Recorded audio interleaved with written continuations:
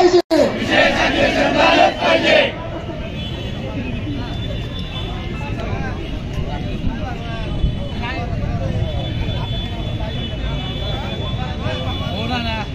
गुलाब तुकुराव साहेबांना ओपन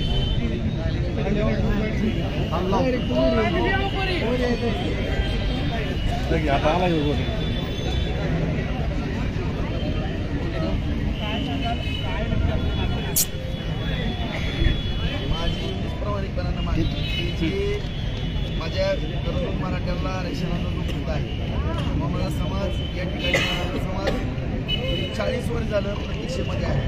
सातत्यानं ह्याच्यावरती लढा उभा राहतो आणि त्याला राजकीय फाटे फुटतात आणि सातत्यानं राजकारण केलं जातं।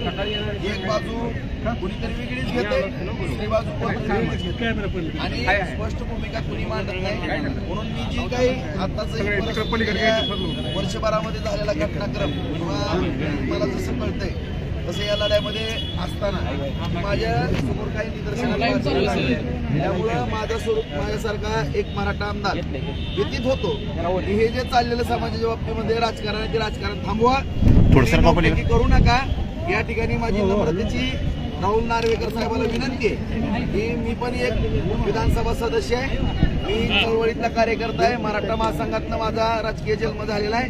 त्यामुळं मला जे दिसू लागलेलं आहे ह्याला जशी जशी निवडणूक येईल तशी तशी हवा दिली जाते। त्याच्यामुळं दुधाचं दूध आणि पाण्याचं पाणी करावं। जे काही आरक्षणाचा विषय आहे ओबीसी समाजातनं आरक्षणाची मागणी आहे, या मागणीकरता सगळ्या राजकीय पक्षांनी सगळ्या आमदारांनी आपापली भूमिका विधानसभेच्या त्या पवित्र मंदिरामध्ये स्पष्ट करावी। अंधारात एक आणि उजेडात एक अशी भूमिका कोणी घेऊ नये।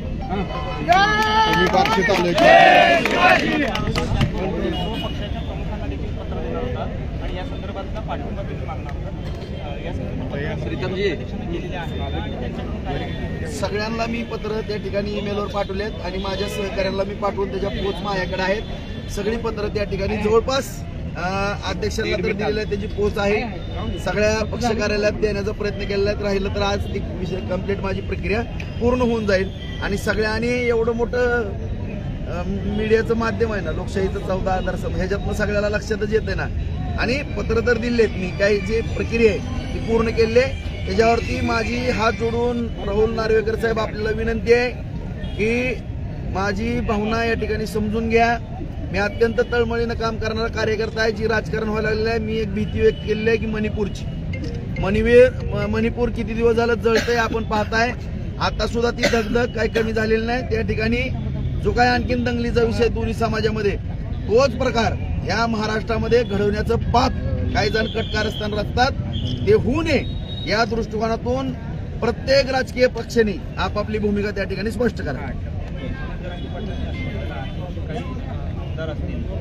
समाजात आणि आरक्षणाच्या आंदोलनामध्ये वाढण्याचा प्रयत्न करत आहे, तर त्यांची वस्ती जिरवणार अशा पद्धतीने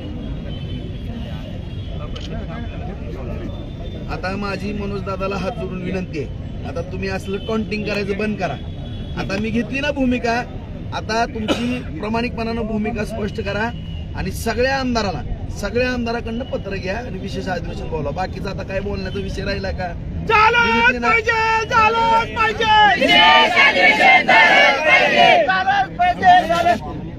मी प्रामाणिक भूमिका घेतली ना। आता तुम्ही म्हणाले होते की आमदारांनी आपली भूमिका स्पष्ट करावी अगोदर, मी पट्ट्यानं केली भूमिका स्पष्ट। तुम्ही आता सगळ्या आमदारांच्या दारामध्ये तुम्हाला मराठा समाजाचं नेतृत्व दिलं, सगळ्या आमदारांच्या दारामध्ये आज उद्या परवा 1-2 दिवसामध्ये तुम्ही सगळे आपले मराठा समाजाच्या, मी पण आव्हान करतो सगळ्या, माझ्या विनंती करतो माझ्या नम्रपणे माझ्या सगळ्याच मराठा समाज बांधवाला, राज्यातल्या बांधवांनो, आपण राजकारणात फसायचं का कुणाची नौटंकी ऐकून घ्यायची हा खऱ्या अर्थानं योग आलेला आहे। आणि 1 ते 5 तारखेच्या दरम्यान आचारसंहिता लागणार आहे। त्याच्यामुळं 20 दिवस आपल्या हातामध्ये, त्यामुळं कुणीतर सरकार सुद्धा काहीतर अधिवेशन न घेता काहीतर वेगळीच बगल देण्याचा प्रयत्न केला जाईल किंवा विरोधी पक्षाकडनं सुद्धा।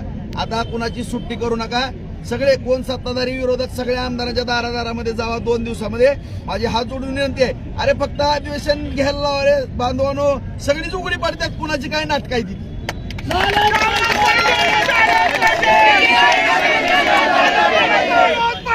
झालंच पाहिजे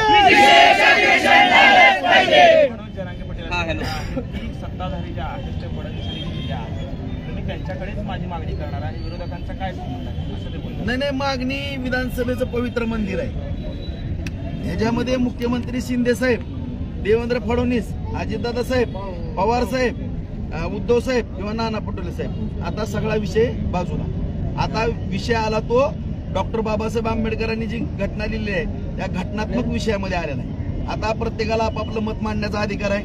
सगळ्या आमदारांनी इकडं कुठला पक्ष काय आमदारात काय करतंय, कुणाला रसद पुरवतंय काय करतंय हे सगळ्या जगाला कळलेलं आहे. आता तो नाटक कुणी करू नये. डायरेक्ट जायचं आणि तीर्थावर, बाकी सुट्टीच नाही कुणाची.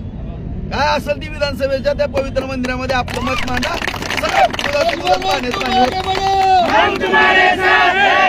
पण मग आता मनोज जरांगे पाटलांना आपलं काय आव्हान असणार आहे, काय त्यांना आपण आव्हान देतो? त्यांना आव्हान देण्याचा माझा प्रश्नच उद्भवत नाही. आता माझी फक्त माझ्या समाज बांधवांना हात जोडून विनंती आहे, संपूर्ण राज्यातल्या सगळ्या गरजून मराठा, सगळ्या माता भगिनी सगळ्यांनाच, बांधवांनो आता कोणाला फसायचं नाही, कुणावरच विश्वास ठेवू नका.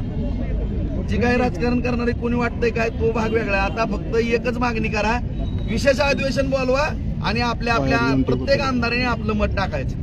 ओबीसीतनं आरक्षण द्यायचंय दे म्हण, नाही म्हणायचं नाही म्हण, फिरू कुठल्या तरी अधिसूचना आता काढू नका बस. पण मग जर का समजा हे मागणी आपली मान्य नाही झाली आणि आचारसंहिता लागली, कोण घ्यायचं सगळ्यांनी? मग कोण काय करतंय ती मराठा समाजाने धडे शिकवत चालायचं, सगळ्यालाच धडे शिकवत चालायचं सगळ्याला. कोणाची सुट्टीच करायची नाही. कोण नाटकं करतंय कळतंच की 2-4 दिवसामध्ये. आता काय शेवटी तुम्ही पण विचारणारच आहेत सगळ्या राजकीय पक्षांना, भारतीय जनता पार्टीला विचारणार आहेत. मीच विचारतो पहिल्यांदा त्यांची भूमिका काय सांगा. शिंदे साहेबांच्या शिवसेनेनं भूमिका स्पष्ट करावी, अजितदादाच्या राष्ट्रवादीनं करावी, पवार साहेबांनी करावी, त्याचबरोबर नाना पटोलेंनी करावी, उद्धव साहेबांच्या शिवसेनेनं करावी. काय नाही, समाजाला फक्त भरडू नका, आपापल्या भूमिका स्पष्ट करा आणि आता आमदाराला दाखवू.